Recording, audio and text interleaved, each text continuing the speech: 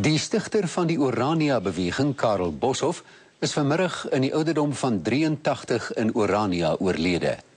Hy het 'n jarelange stryd teen kanker gevoer en dit het onlangs na sy lewer versprei. Professor Boshoff was sy lewe lank 'n voorstander van selfbeskikking en was veral bekend as die stigter van Orania.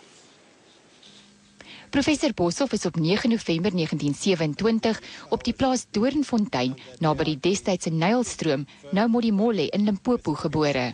Hy het teologie studeer aan die Universiteit van Pretoria. In 1954 is hy getroud met Anna Verwoerd, dogter van die gewese eerste minister H.F. Verwoerd. Sy is in 2007 oorlede.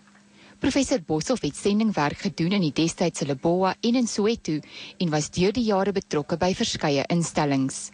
Hy was onder meer voorsitter van die Suid-Afrikaanse Buro vir Rasse-aangeleenthede, die Afrikaner Broederbond, die Afrikaner Volkswag, die Afrikaner Vryheidsstigting en die Orania bestuursdienste. Professor Boshoff het hom beywer vir selfbeskikking vir verskillende rasse en etniese gemeenskappe en hy het geglo dat minderheidsgroepe soos die Afrikaner beskerm moet word. In 1990 het hy die Afrikaner nedersetting Orania in die Noord-Kaap gestig en 3 jaar later het hy en sy vrou hulle permanent op die dorp gevestig. Oud-president Nelson Mandela het die dorp in 1995 besoek en verlede jaar het president Jacob Zuma daar gaan kuier. Verskeie organisasies en instellings, insluitend AfriForum en die Afrikanerbond, het hulle meegevoel betuig met sy afsterwe. Politieke partye het ook hulde gebring aan professor Boshoff.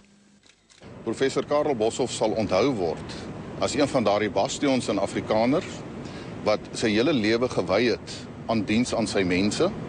Hy was 'n teoloog gewees, hy was 'n skrywer gewees, hy was filosoof gewees.